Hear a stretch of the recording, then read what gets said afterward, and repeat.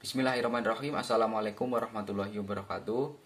Perkenalkan, saya Rio Prastiawan sebagai moderator dari kelompok 1, yang mana dalam kesempatan ini kami dari kelompok 1 akan menyampaikan materi tentang kebijakan dan pembangunan sektor industri.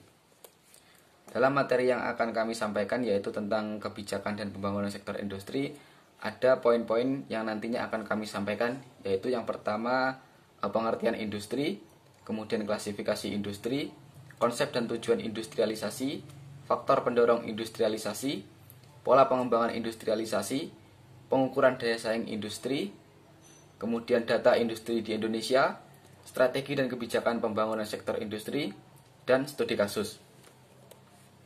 Sebelum masuk ke dalam materi, perkenalkan kami dari anggota dari kelompok 1. Yang pertama ada Anafia Suciwardani NIM 06, Rio Prastiawan NIM 08, Winda Fitriana NIM 09, Khalifah Nur Fadilah NIM 16, Rosita NIM 20, Eka Nur Afifah NIM 39, Nur Fadilah NIM 42, Fionanda Aprilia NIM 46, dan Kristi Natalia Pardede NIM 48. Baik, selanjutnya akan masuk ke pembahasan yang akan disampaikan oleh rekan saya. Baik, yang selanjutnya di sini saya akan menjelaskan tentang pengertian industri. Pengertian industri secara umum menurut kelompok kami yaitu industri merupakan usaha atau kegiatan pengelolaan bahan mentah atau barang setengah jadi menjadi barang jadi yang memiliki nilai tambah. Maka nilai tambah tersebut tujuannya adalah untuk mendapatkan suatu keuntungan. Usaha perakitan atau assembling dan juga reparasi itu merupakan bagian dari industri. Maka hasil industri itu tidak hanya berupa barang, tetapi juga dalam bentuk jasa. Kemudian yang ketiga, di sini ada pendapat pengertian industri menurut para ahli. Di sini menurut Kartasaputra, itu industri adalah sebuah kegiatan ekonomi yang mengelola bahan mentah, bahan baku, barang setengah jadi, bahan jadi menjadi barang yang memiliki nilai yang lebih tinggi penggunaannya. Yang kedua, menurut Sukimo, industri adalah suatu perusahaan yang menjalankan kegiatan ekonomi yang tergolong dalam sektor sekunder. Baik, yang selanjutnya di sini ada pengertian menurut Undang-Undang Perindustrian. Dengan Undang-Undang Nomor 5 Tahun 1984, industri merupakan kegiatan ekonomi yang mengelola bahan mentah, bahan baku, barang setengah jadi atau barang jadi menjadi barang dengan nilai yang lebih tinggi untuk penggunaannya. Dalam artian itu barangnya yang dijual nantinya akan menjadi nilai yang lebih tinggi dari barang sebelumnya, termasuk kegiatan rancangan bangunan dan perekayasaan industri. Kemudian yang ketiga ada menurut Muhammad Hatta. Menurut Muhammad Hatta, industri ialah upaya untuk mengubah struktur pertanian ke dalam struktur industri. Untuk yang selanjutnya akan dilanjutkan oleh rekan saya. Baik, saya akan melanjutkan presentasi mengenai klasifikasi industri. Klasifikasi industri seperti yang dikutip dari Muhammad Fakih Muhlisin dibedakan menjadi beberapa kriteria. Ada 7. Yang pertama yaitu klasifikasi industri berdasarkan bahan baku. Yang kedua, klasifikasi industri berdasarkan tenaga kerja. Yang ketiga, klasifikasi industri berdasarkan produksi yang dihasilkan. Yang keempat, klasifikasi industri berdasarkan lokasi unit usaha. Yang kelima, klasifikasi industri berdasarkan barang yang dihasilkan. Yang keenam, klasifikasi industri berdasarkan subjek pengelola. Dan yang terakhir atau yang ketujuh yaitu klasifikasi industri berdasarkan cara pengorganisasiannya. Yang pertama, klasifikasi industri berdasarkan bahan baku. Setiap industri tentunya membutuhkan bahan baku yang berbeda, yaitu tergantung pada apa yang akan dihasilkan dari proses industri tersebut. Berdasarkan bahan baku yang digunakan, industri dapat dibedakan menjadi 3, yaitu yang pertama yaitu industri ekstraktif, yang kedua industri non-ekstraktif, yang ketiga industri fasilitatif atau disebut juga dengan industri tersier.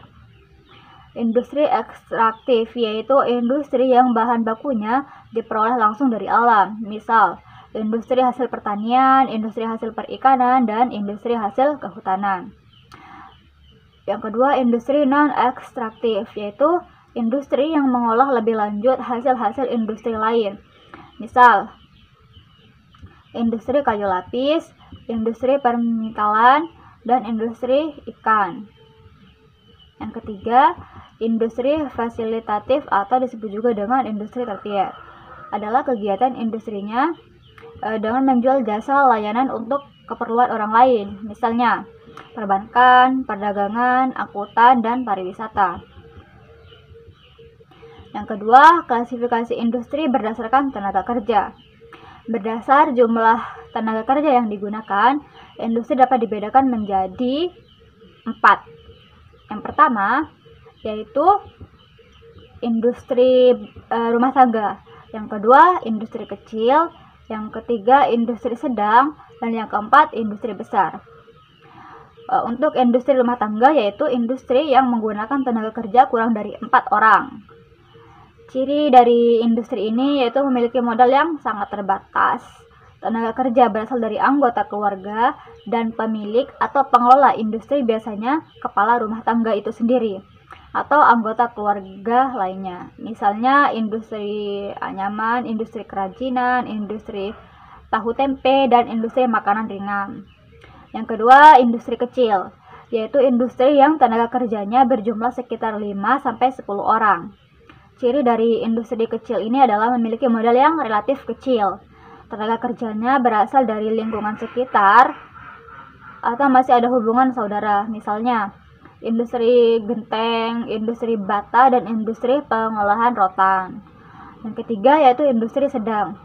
Industri sedang yaitu industri yang menggunakan tenaga kerja sekitar 20-99 orang. Ciri dari industri sedang ini adalah memiliki modal yang cukup besar, tenaga kerjanya memiliki keterampilan tertentu, dan pimpinan perusahaan memiliki kemampuan manajerial tertentu. Misalnya industri konveksi, industri bordir, dan industri keramik. Yang keempat, industri besar, yaitu industri dengan jumlah tenaga kerja lebih dari 100 orang. Ciri dari industri besar adalah memiliki modal yang besar, yang himpunan secara kolektif dalam bentuk kepemilikan saham. Tenaga kerjanya harus memiliki keterampilan khusus dan pimpinan perusahaan dipilih melalui uji kemampuan dan kelayakan. Misalnya industri tekstil, industri mobil, industri besi baja, dan industri pesawat terbang. Kemudian yang ketiga, klasifikasi industri berdasarkan produksi yang dihasilkan. Nah, berdasarkan produksi yang dihasilkan, industri dapat dibedakan menjadi 3. Yang pertama yaitu industri primer, yang kedua industri sekunder, dan yang ketiga yaitu industri tersier. Untuk industri primer yaitu industri yang menghasilkan barang atau benda yang tidak perlu pengolahan lebih lanjut. Barang atau benda yang dihasilkan tersebut dapat dinikmati atau digunakan secara langsung. Misalnya industri anyaman, industri konveksi, industri makanan dan minuman. Yang kedua yaitu industri sekunder, yaitu industri yang menghasilkan barang atau benda yang membutuhkan pengolahan lebih lanjut sebelum dinikmati oleh atau digunakan. Misalnya yaitu industri pemetalan benang, industri ban, industri baja, dan industri tekstil. Yang ketiga yaitu industri tersier, yaitu industri yang hasilnya tidak berupa barang atau benda yang dapat dinikmati atau digunakan baik secara langsung maupun tidak langsung, melainkan berupa jasa layanan yang dapat mempermudah atau membantu kebutuhan masyarakat. Misalnya industri angkutan, industri perbankan, industri perdagangan, dan industri pariwisata. Yang keempat, yaitu klasifikasi industri berdasarkan lokasi unit usaha. Keberadaan suatu industri sangat menentukan sasaran atau tujuan kegiatan industri. Berdasarkan pada lokasi unit usahanya, industri dapat dibedakan menjadi 5. Yang pertama yaitu industri berorientasi pada pasar. Yang kedua, industri berorientasi pada tenaga kerja. Yang ketiga, industri berorientasi pada pengolahan. Yang keempat, industri berorientasi pada bahan baku. Dan yang kelima yaitu industri yang tidak terikat oleh persyaratan yang lain. Maksud dari industri berorientasi pada pasar yaitu industri yang didirikan mendekati daerah persebaran konsumen. Kemudian industri berorientasi pada tenaga kerja, yaitu industri yang didirikan mendekati daerah pemusatan penduduk, terutama daerah yang memiliki banyak angkatan kerja tetapi kurang pendidikannya. Kemudian industri yang berorientasi pada pengolahan, yaitu industri yang didirikan dekat atau di tempat pengolahan. Misalnya industri semen di Palimanan Cirebon itu dekat dengan Batu Gamping. Kemudian industri pupuk di Palembang itu dibangun dekat dengan sumber fosfat dan amonik. Dan industri BBM di Balongan, Indramayu itu dibangun dekat dengan kilang minyak. Kemudian yang keempat, industri berorientasi pada bahan baku, yaitu industri yang didirikan di tempat tersedianya bahan baku. Misalnya industri konveksi berdekatan dengan industri tekstil, industri penggalangan ikan berdekatan dengan pelabuhan laut, dan industri gula berdekatan dengan lahan tebu. Kemudian yang terakhir yaitu industri yang tidak terikat oleh persyaratan yang lain, yaitu industri yang didirikan tidak terikat oleh masyarakat di atas. Tidak terikat oleh syarat-syarat di atas, mohon maaf. Nah, industri ini dapat didirikan di mana saja karena bahan baku, tenaga kerja, dan pasarnya sangat luas serta dapat ditemukan di mana saja. Misalnya, industri elektronik, industri otomotif, dan industri transportasi. Yang kelima yaitu klasifikasi industri berdasarkan barang yang dihasilkan. Berdasarkan barang yang dihasilkan, industri dapat dibedakan menjadi dua. Yang pertama yaitu industri berat dan industri ringan. Industri berat yaitu industri yang menghasilkan mesin-mesin atau alat produksi lainnya. Misalnya, industri alat-alat berat, industri mesin, dan industri percetakan.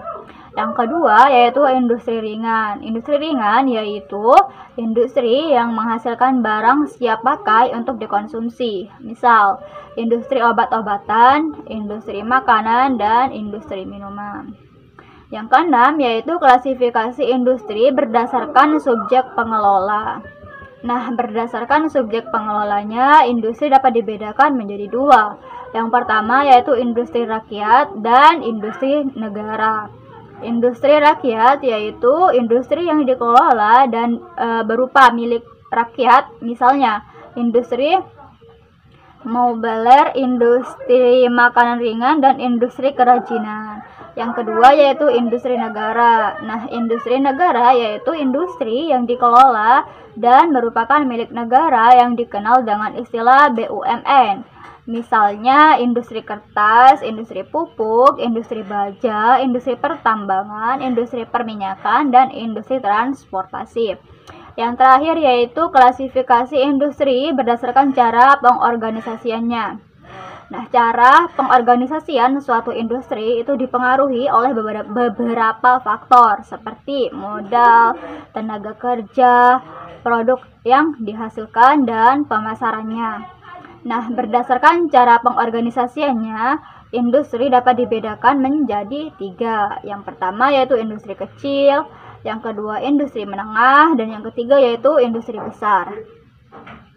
Industri kecil yaitu industri yang memiliki ciri-ciri modal relatif kecil, teknologi sederhana, pekerjanya kurang dari 10 orang, dan biasanya dari kalangan keluarga. Kemudian produknya masih sederhana dan lokasi pemasarannya masih terbatas atau berskala lokal.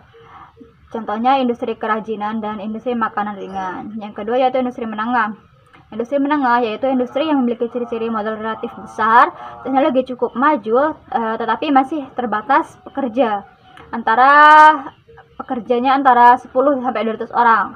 Kemudian tenaga kerja tidak tepat dan lokasi pemasarannya relatif lebih luas atau berskala regional. Misalnya yaitu industri bordir, industri sepatu, dan industri mainan, industri mainan anak-anak. Kemudian yang ketiga yaitu industri besar. Industri besar yaitu industri yang memiliki ciri-ciri modal sangat besar, teknologi canggih, dan modern. Organisasinya teratur, kemudian tenaga kerja dalam jumlah banyak dan terampil. Pemasarannya juga berskala nasional atau internasional. Misalnya yaitu industri barang-barang elektronik, otomotif, dan industri transportasi, serta industri persenjataan. Kemudian selain pengklasifikasian industri tersebut di atas, ada juga pengklasifikasian industri berdasarkan Surat Keputusan Menteri Perindustrian Nomor 19/M/I/1986 yang dikeluarkan oleh Departemen Perindustrian dan Perdagangan. Adapun pengklasifikasiannya adalah sebagai berikut. Ada dua. Yang pertama yaitu aneka industri atau AI. Nah, industri ini merupakan industri yang tujuannya menghasilkan bermacam-macam barang kebutuhan hidup setiap hari. Adapun yang termasuk dalam industri ini adalah industri tekstil, industri alat listrik dan logam, industri kimia, industri pangan, industri bahan bangunan dan umum. Nah, industri tekstil ini misalnya benang, kemudian kain dan pakaian jadi. Untuk industri alat listrik dan logam itu misalnya kipas angin, lemari es, mesin jahit, televisi, dan radio. Untuk industri kimia itu contohnya sabun, pasta gigi, sampo, tinta, plastik, dan obat-obatan serta pipa. Kemudian untuk industri pangan itu misalnya minyak goreng, terigu, gula, teh, kopi, garam, dan makanan kemasan. Kemudian untuk industri bahan bangunan dan umum itu misalnya kayu gergajian, kayu lapis, dan marmer. Kemudian yang kedua industri kecil atau IKA. Nah, industri ini merupakan industri yang bergerak dengan jumlah pekerja sedikit dan teknologi sederhana. Biasanya dinamakan industri rumah tangga. Misalnya yaitu industri kerajinan, industri alat-alat rumah tangga, dan perabotan dari tanah atau gerabah. Baik, selanjutnya akan disampaikan oleh teman saya. Terima kasih. Baik, saya akan melanjutkan apa yang telah dipresentasikan oleh rekan saya. Perkenalkan, nama saya Nur Afifa, NIM 190231100039. Saya akan menjelaskan konsep dan tujuan industrialisasi. Pada slide pertama ini, konsep industrialisasi. Perlu kita ketahui, pembangunan ekonomi dimaknai dengan pertumbuhan ekonomi yang berlangsung secara berkesinambungan sehingga menghasilkan transformasi struktural dalam perekonomiannya. Menurut John W. Miller mendefinisikan perubahan ekonomi adalah suatu proses yang dengannya perekonomiannya diubah dari apa yang sebagian besarnya pedesaan dan pertanian menjadi sebagian besar perkotaan, industri, dan jasa-jasa dalam komposisinya. Dalam makna yang hampir sama, pembangunan ekonomi ini merujuk pada pertumbuhan ekonomi yang disertai peralihan distribusi output dan struktur ekonomi. Nah, dari perspektif tersebut dapat diambil kesimpulannya bahwasanya pembangunan ekonomi adalah adanya pertumbuhan ekonomi. Sedangkan transformasi struktural adalah pergeseran pertumbuhan sektor produksi dari mengandalkan sektor primer menuju sektor sekunder dan kemudian ke sektor jasa. Pandangan tersebut dipelopori oleh Colin Karp dan Simon Kasnes. Beliau menggambarkan proses pertumbuhan ekonomi dalam kerangka perubahan proporsionalnya yang besar menuju produksi sekunder serta peningkatan yang layak dalam produksi tersier dengan sebutan khas modernisasi ekonomi. Jika sebuah negara telah mencapai tahapan sektor industri, maka negara tersebut dianggap telah mengalami tahap industrialisasi. Dalam hal ini, transformasi struktural diharuskan karena dipandang sektor primer tidak memiliki nilai tambah atau value added dan yang tinggi serta nilai tukar yang rendah. Nah, menurut pendekatan inilah industrialisasi dianggap sebagai proses pertumbuhan ekonomi dalam wujud akselerasi, investasi, dan tabungan. Jika tingkat tabungan cukup tinggi, maka kemampuan sebuah negara untuk mengadakan investasi juga meningkat sehingga target pertumbuhan ekonominya dan menciptakan lapangan kerjanya ini lebih mungkin cepat digapai. Nah, sebaliknya jika tingkat tabungan yang dihimpun tidak memadai untuk mengejar target investasi yang dibutuhkan, maka sudah tentunya pertumbuhan ekonomi yang tidak tercapai sekaligus penyerapan tenaganya tidak ditiadakan. Dalam penjelasan proses industrialisasi tersebut, neoklasik terdapat beberapa tokoh. Nah, di mana tokoh tersebut menekankan perhatiannya kepada mekanisme yang memungkinkan perekonomian negara terbelakang mentransformasikan struktur perekonomian dalam negeri mereka dari suatu yang berat ke pertanian tradisional untuk mencakupi kebutuhan tersendiri kepada suatu perekonomian yang lebih modern, lebih mengarah ke kota dan lebih beraneka di bidang industri dan jasa.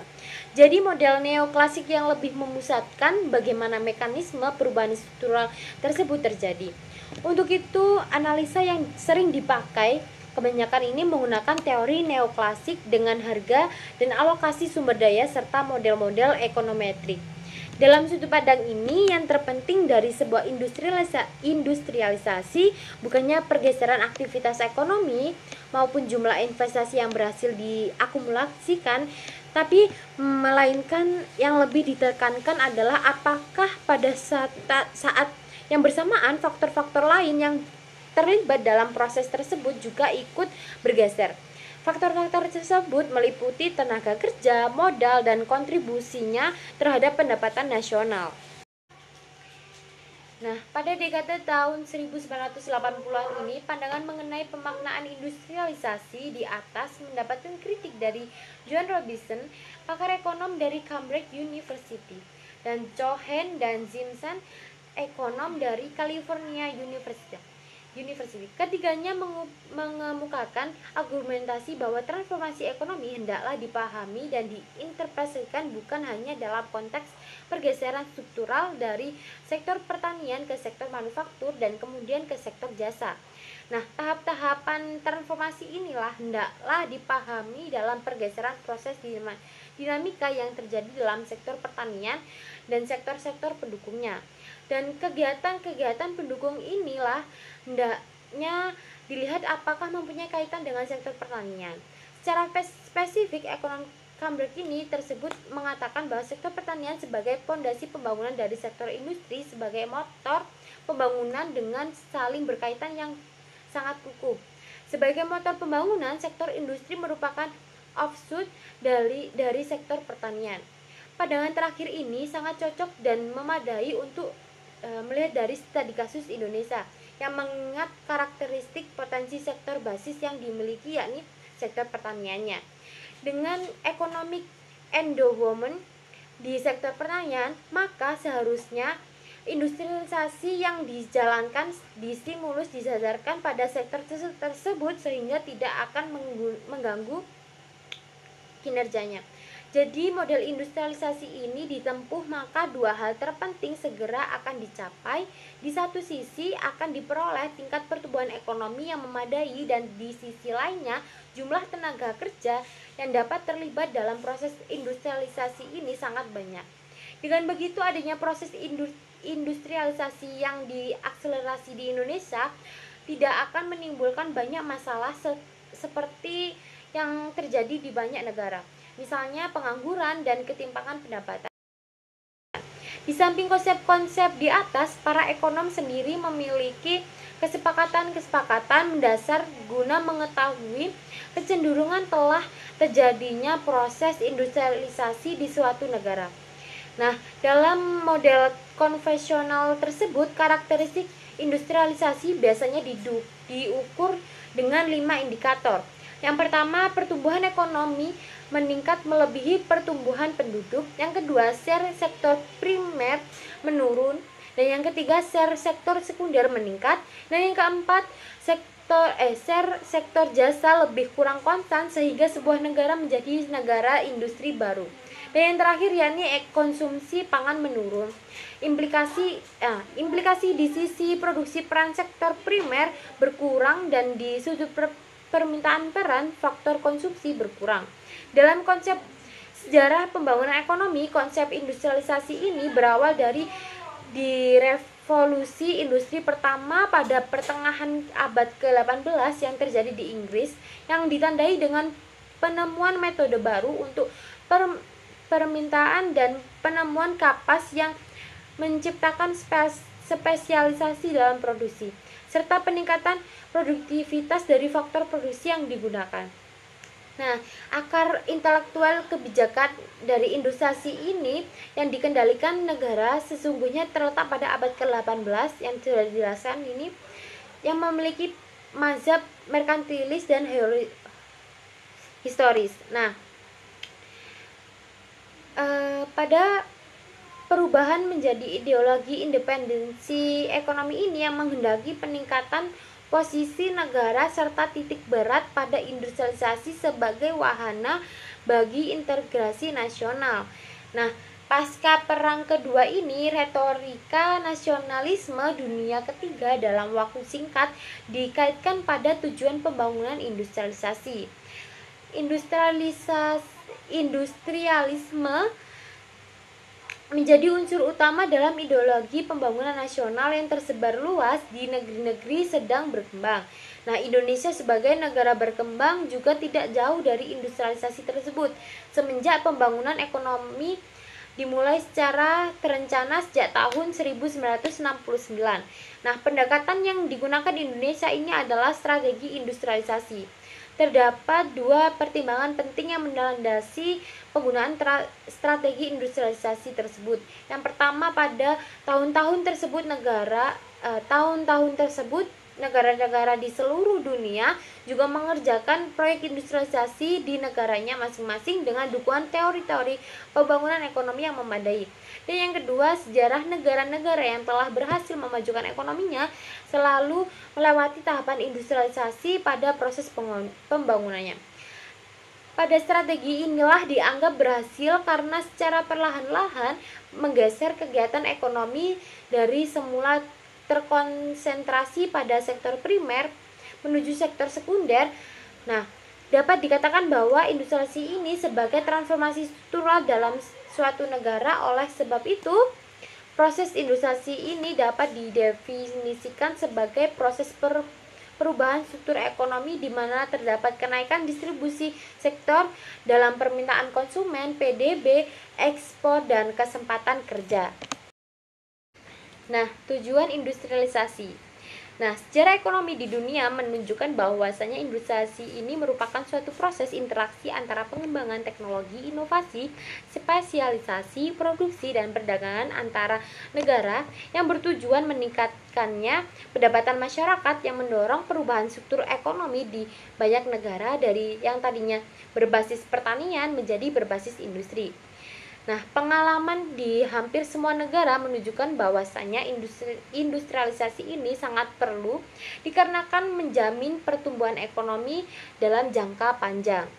Hanya beberapa negara dengan penduduk yang sedikit dan kekayaan alam yang melimpah seperti Kuwait dan Libya ingin mencapai pendapatan yang tinggi tanpa industrialisasi. Untuk selanjutnya akan dijelaskan oleh rekan saya. Terima kasih. Baik, di sini saya akan melanjutkan presentasi dari teman saya. Saya akan menjelaskan mengenai faktor pendorong dari adanya industrialisasi. Kebutuhan untuk menciptakan nilai tambah yang lebih tinggi atas dasar output sektor primer dapat memacu investasi besar di sektor manufaktur. Hal itu juga dapat didukung oleh berbagai aspek lainnya, seperti infrastruktur, inovasi teknologi dan teknik produksi, regulasi dan kebijakan pemerintah, maju pasar keuangan. Peningkatan nilai tambah dapat membawa lebih banyak pendapatan di dalam perekonomian. Output sektor primer memiliki nilai tambah rendah dibandingkan dengan sektor sekunder. Biji besi misalnya, tidak hanya murah, tetapi harganya juga volatil. Tetapi, jika memprosesnya menjadi plat baja, harganya tentu akan berlipat ganda. Industrialisasi tidak hanya terjadi pada bagian awal pembangunan ekonomi, tetapi pada negara yang sedang berkembang, sektor primer seperti pertanian dan juga pertambangan berkontribusi signifikan terhadap output lapangan kerja di dalam suatu perekonomian, sehingga kemampuan teknologi dan juga inovasi dapat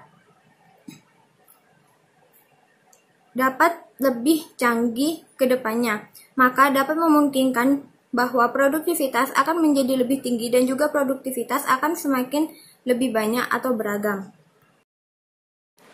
Berikutnya, faktor-faktor pendukung dari adanya industrialisasi adalah sebagai berikut. Yang pertama itu infrastruktur dibangun dengan jalan, jalur kereta api, pelabuhan, dan juga komunikasi, sehingga dapat menurunkan biaya logistik dan juga memudahkan akses baik ke sumber bahan baku ataupun pelanggan.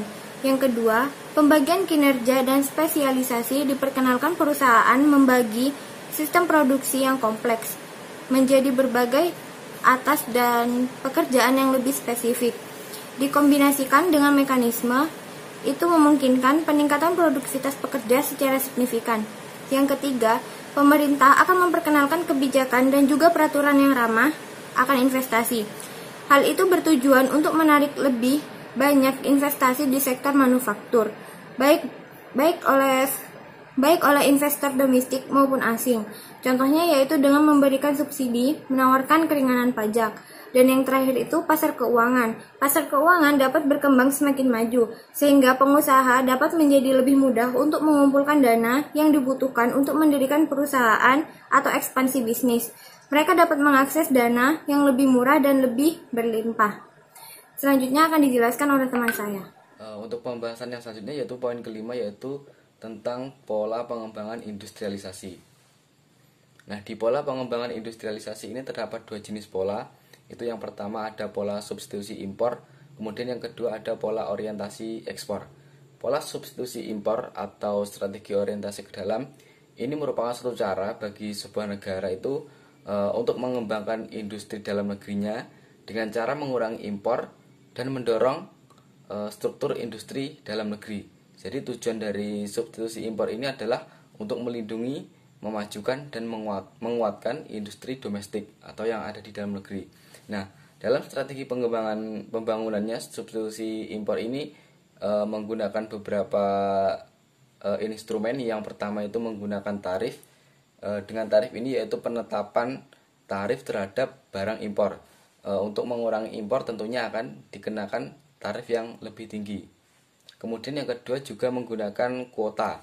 Maksud dari penggunaan kuota ini yaitu membatasi atau kebijakan dengan cara membatasi kuota atau jumlah barang yang masuk dalam suatu negara, jumlah barang yang diimpor itu dalam waktu tertentu, dengan tujuan supaya tidak mengganggu kegiatan produksi yang ada di dalam negeri.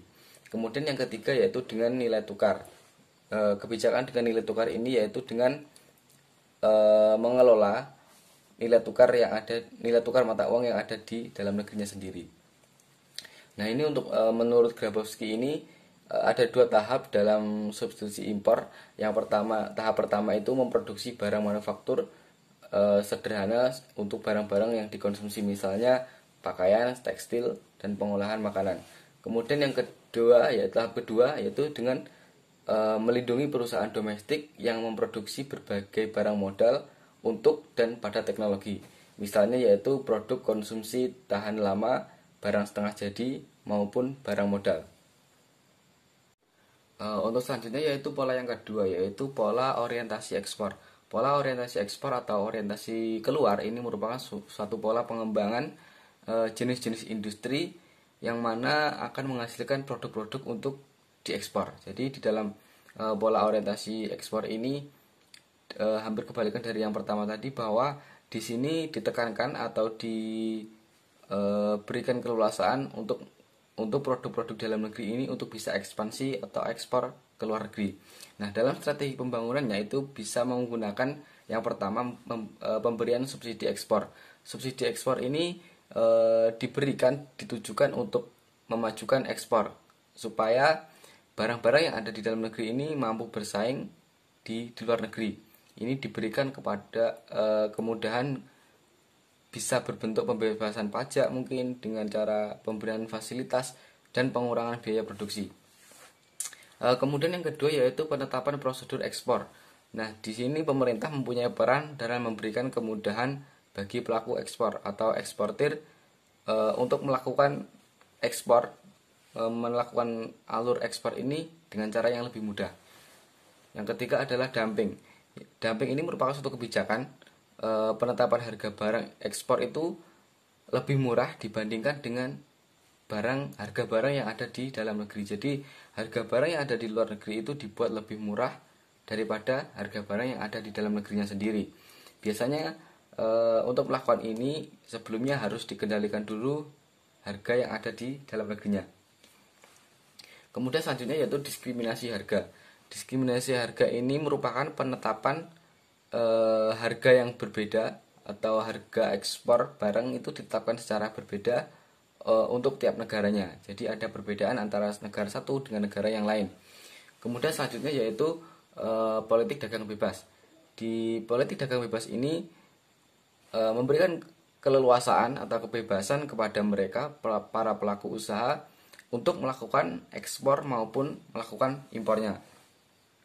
Yang terakhir yaitu pelarangan ekspor. Nah, pelarangan ekspor ini suatu kebijakan atau ketetapan dengan melarang adanya ekspor ini bagi suatu negara tertentu atau keluar wilayahnya dengan berbagai alasan, misalnya dari alasan ekonomi, sosial, politik maupun budayanya. Baik, itu untuk penjelasan mengenai pola industrialisasi. Untuk selanjutnya akan dijelaskan oleh rekan saya. Terima kasih. Baik, di sini saya Rosita, NIM 20. Saya akan menjelaskan materi tentang pengukuran daya saing industri. Di mana pengukuran daya saing industri, banyak metode yang dapat digunakan untuk mengetahui sebuah daya saing. Khususnya dalam hal ini adalah daya saing sektor industri manufaktur di dalam suatu wilayah. Namun, metode yang memiliki tingkat perhitungan dan dapat menyimpulkan dengan akurasi lebih baik karena adanya keseimbangan antara permintaan dan penawaran dalam komoditas industri di wilayah, yaitu Refilled Competitiveness Index. Refilled Competitiveness Index sendiri merupakan pengukuran daya saing yang pertama kali diperkenalkan oleh Vollrath pada tahun 1991. Di mana metode ini mengukur daya saing berdasarkan kinerja ekspor yang sama dengan indeks Balasa tahun 1965 dan impor dari suatu sektor industri dalam wilayah yang dikonversikan dalam bentuk logaritma. Formula yang digunakan untuk mencapai Refilled Competitiveness Index yaitu ada RCIJ sama dengan IN kali RXAIJ dikurangi IN kali RMAIJ, di mana RXAIJ sama dengan XIJ per XIT dibagi dengan XNJ per XNT. Lalu RMAIJ sama dengan MIJ per MIT dibagi dengan MNJ per MNT. Dengan demikian dapat dijelaskan bahwa RC sama dengan Refilled Competitiveness, lalu ada RXA sama dengan Relative Export Advantage, lalu ada RMA sama dengan Relative Import Advantage, lalu ada LN dengan logaritma natural, lalu ada XIJ sama dengan ekspor industri non-migas provinsi di Pulau Jawa, lalu ada XIT sama dengan total ekspor provinsi di Pulau Jawa, lalu ada XNJ sama dengan ekspor non-migas di Indonesia, lalu ada XNT sama dengan total ekspor di Indonesia. Sekian materi dari pengukuran daya saing industri. Materi selanjutnya akan dijelaskan oleh rekan saya. Baik, terima kasih atas waktunya. Di sini saya Fionanda Aprilia akan melanjutkan presentasi dari kelompok kami. Pembahasan yang ketujuh adalah data industri Indonesia. Data yang tersaji pertama adalah data 20 tahun kinerja industri Indonesia. Pada sepanjang 20 tahun itu, dimulai pada tahun 2000 hingga tahun 2020, kinerja industri pengolahan itu sangat dipengaruhi oleh volatilitas harga komoditas dan juga adanya kondisi ekonomi dunia.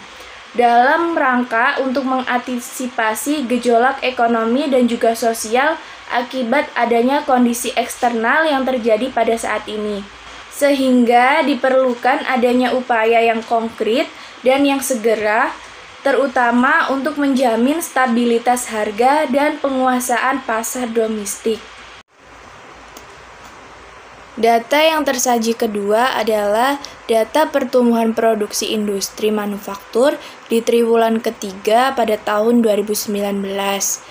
Untuk industri besar sedang, years on years, itu mengalami pertumbuhan sebesar 4,35%, di mana industri pakaian jadi itu naik menjadi 15,29%, lalu industri percetakan dan reproduksi media rekaman itu juga naik 19,59%, lalu ada industri barang logam, bukan mesin dan peralatannya itu turun sebesar 22,95%. Selanjutnya di industri mikro kecil, data year on year itu mengalami pertumbuhan 6,19%, di mana yang pertama industri komputer, barang elektronika, dan optik itu naik menjadi 24,36%. Lalu ada industri percetakan dan reproduksi media rekaman itu naik sebesar 16,23%, dan ada industri peralatan listrik itu yang turun sebesar 32,88%. Data yang tersaji ketiga adalah data pinjaman atau kredit industri pengolahan, di mana ini tersaji mengenai informasi penyediaan sumber pembiayaan. Ada bagian untuk pinjaman atau kredit industri pengolahan dari perbankan dan juga ada pinjaman industri pengolahan asal luar negeri swasta yang bukan bank. Sehingga dapat diketahui bahwa adanya sumber pinjaman industri pengolahan itu berasal dari swasta luar negeri non-bank dan juga perbankan. Data yang tersaji keempat yaitu tren data pertumbuhan industri jasa pendidikan pada tahun 2010 sampai tahun 2019, di mana di situ ada pertumbuhan PDB industri jasa pendidikan dalam miliar rupiah yang ditunjukkan pada kolom chart yang berwarna biru. Dan untuk yang line chart yang berwarna merah yaitu pertumbuhan industri jasa pendidikan dalam year on year. Untuk data yang kelima yaitu tren pertumbuhan industri informasi dan komunikasi di tahun 2011 sampai dengan tahun 2021, di mana ada data PDB industri informasi dan komunikasi dalam miliar rupiah dan juga ada pertumbuhan informasi dan komunikasi tahunan.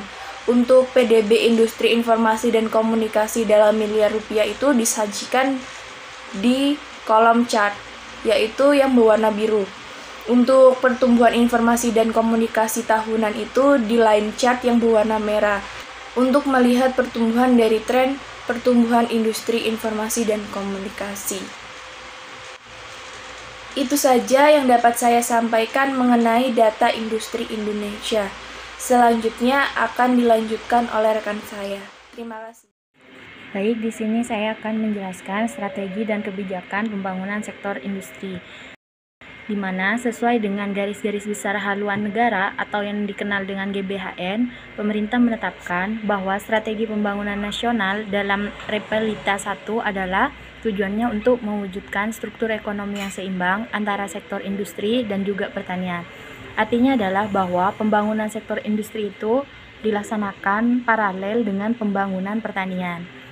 Kemudian, dalam pembangunan jangka panjang tahap kedua, GBHN menegaskan bahwa strategi pembangunan nasional harus mengalami perubahan, yaitu yang semulanya sektor industri tumbuh kembang sejajar dengan sektor pertanian. Dalam Repelita kedua, nantinya sektor industri akan diarahkan untuk menjadi tulang punggung pembangunan ekonomi nasional.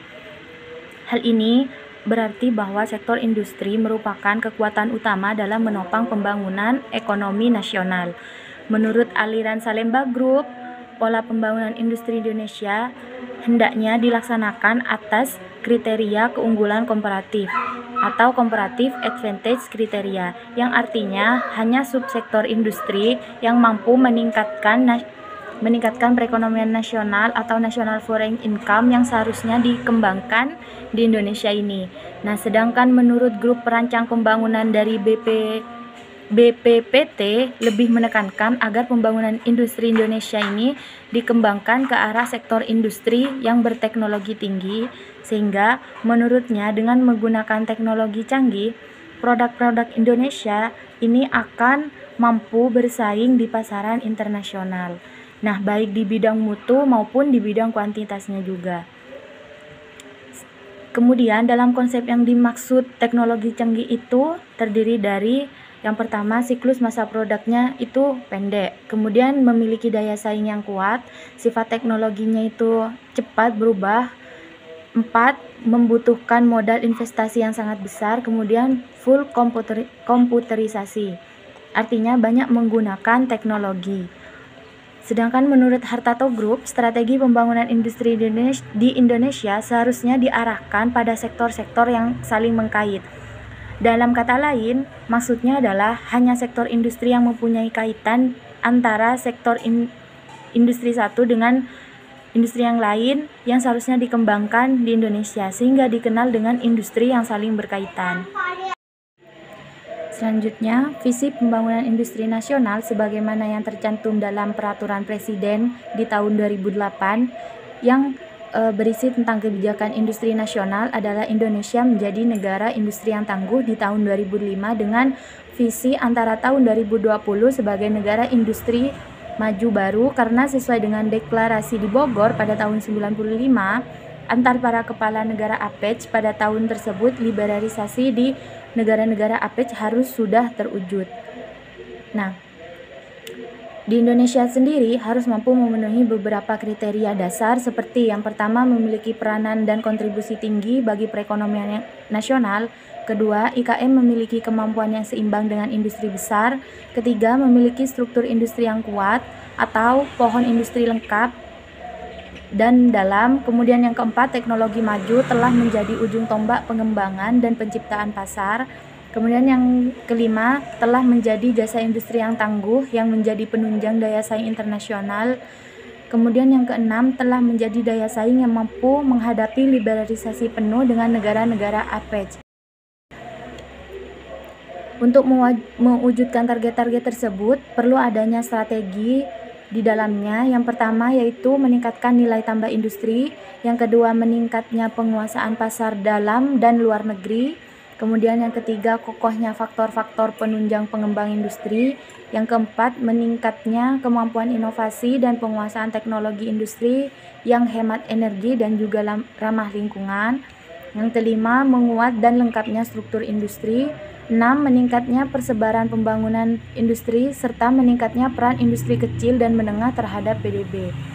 Nah, untuk merealisasikan target-target tersebut, Kementerian Perindustrian telah menetapkan 2 pendekatan guna untuk membangun daya saing industri nasional yang bersinergi dan terintegrasi antara pusat dan juga daerah. Yang pertama, dengan melalui pendekatan top down dengan pengembangan 35 klaster industri prioritas yang direncanakan dari pusat dan juga diikuti oleh partisipasi daerah yang dipilih berdasarkan daya saing internasional serta potensi yang dimiliki oleh bangsa Indonesia. Kemudian yang kedua, melalui pendekatan bottom up, di mana dengan pendekatan ini penetapan kompetensi inti industri daerah yang merupakan keunggulan daerah, di mana pusat turut membangun pengembangannya sehingga daerah itu memiliki daya saing.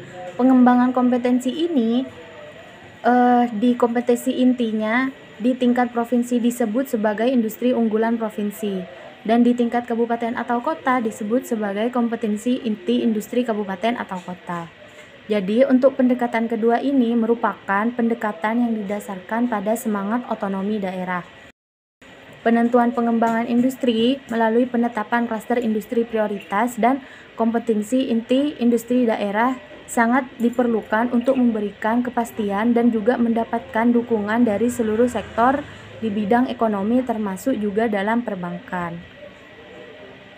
Untuk saat ini sendiri tersusun 35 roadmap pengembangan klaster industri prioritas. Saya contohkan yang pertama industri agro yang terdiri atas industri pengolahan kelapa sawit, industri karet, barang karet, industri kakao, industri pengolahan kelapa, industri pengolahan kopi, gula, hasil tembakau, industri pengolahan buah, industri furniture, industri pengolahan ikan, kertas, industri pengolahan susu. Kemudian untuk industri alat angkutnya sendiri terdiri dari industri kendaraan bermotor, industri perkapalan, dirgantaran, kemudian industri perkeretaapian. Yang ketiga ada industri elektronika dan telematika yang terdiri dari industri elektronika, industri telekomunikasi, dan industri komputer dan peralatannya.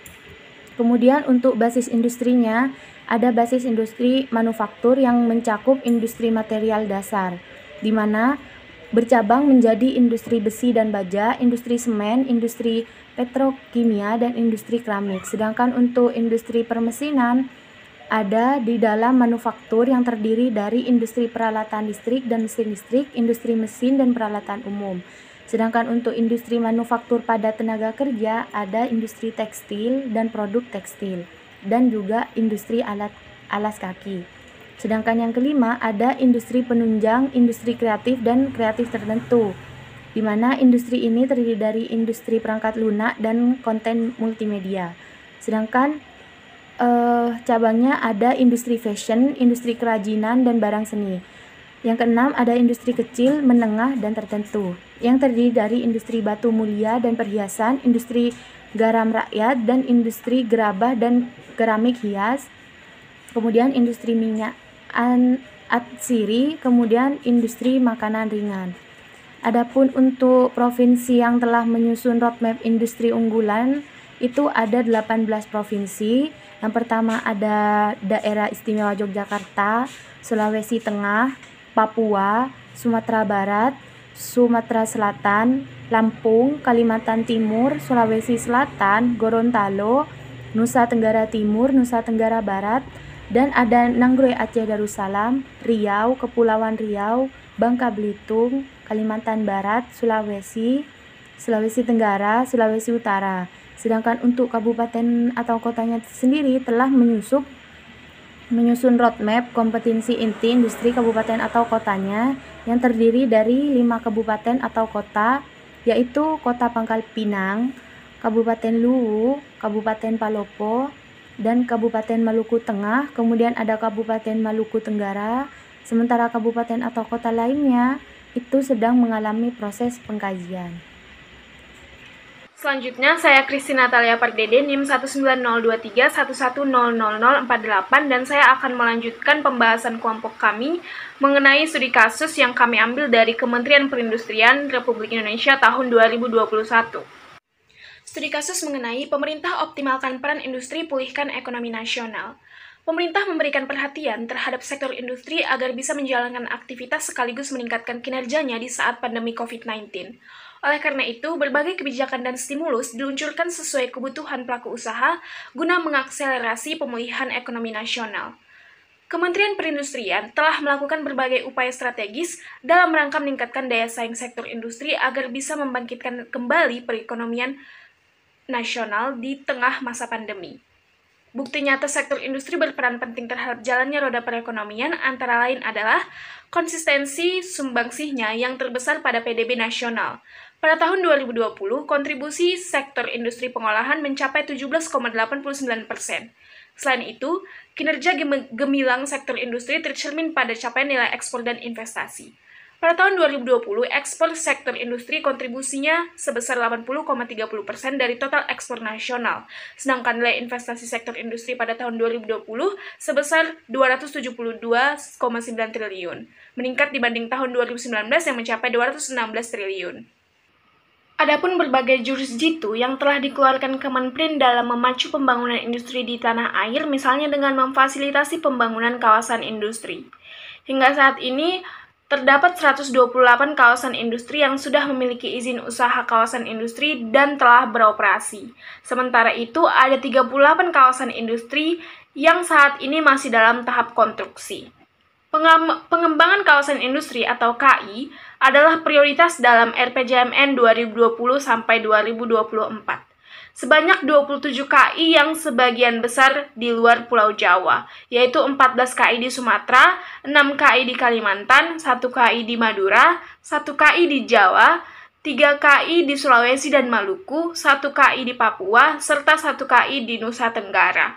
Bahkan, Kemenprin turut aktif dalam mendorong percepatan pengembangan kawasan industri halal.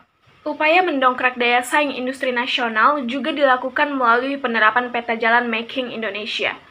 Program ini untuk memprioritaskan pengembangan terhadap 7 sektor industri dalam mengimplementasikan teknologi digital pada proses produksinya agar lebih efisien dan kompetitif. Ketujuh sektor prioritas itu adalah industri makanan dan minuman, kimia, tekstil, dan pakaian, kemudian otomotif, elektronik, farmasi, serta alat kesehatan. Sektor tersebut mampu memberikan lebih dari 60% pada PDB nasional kita, sehingga diharapkan target besarnya Indonesia menjadi negara 10 besar ekonomi terkuat di dunia pada tahun 2030.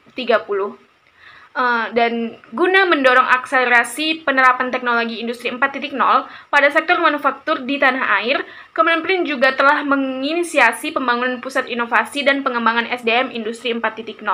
Selanjutnya, di sektor industri kecil menengah atau IKM, Kemenprin meluncurkan program e-Smart IKM. Dan berikutnya, dalam rangka menarik investasi global dan perluasan pasar ekspor bagi sektor industri, Kemenprin mengupayakan keikutsertaan Indonesia sebagai partner dari Country Handover Messe 2021. Ajang ini juga akan menjadi momentum penting bagi Indonesia dalam memacu branding nasional, sekaligus mendorong peningkatan kapabilitas manufaktur dan pembangunan infrastruktur digital di tanah air. Kebijakan lainnya yang dipacu Kemenprin adalah program substitusi impor 35% pada tahun 2022, yang dijalankan secara simultan dengan peningkatan utilisasi produksi, mendorong pendalaman struktur industri, dan peningkatan investasi. Instrumen untuk melaksanakan program substitusi impor ini antara lain dengan penerapan tarif measures, trade remedies, non-tarif measures, dan tata niaga impor. Pemerintah juga mendorong sektor industri untuk melakukan perluasan pasar ekspor, khususnya pasar-pasar non-tradisional seperti ke Afrika, Asia Selatan, dan Eropa Timur. Di samping itu, perlu dilakukan percepatan penyelesaian perundingan dengan negara-negara potensial sebagai agenda prioritas. Saat ini, Indonesia telah menjalin kerjasama ekonomi komprehensif dengan Australia, Korea, dan Uni Eropa. Implementasi 23 perjanjian perdagangan bilateral dan regional yang telah disepakati juga harus benar-benar dimanfaatkan oleh para pelaku industri di Indonesia. Itu yang dapat kami sampaikan dari kelompok 1 tentang kebijakan dan pembangunan sektor industri. Saya ucapkan terima kasih atas perhatiannya. Semoga bermanfaat. Saya tutup. Wassalamualaikum warahmatullahi wabarakatuh.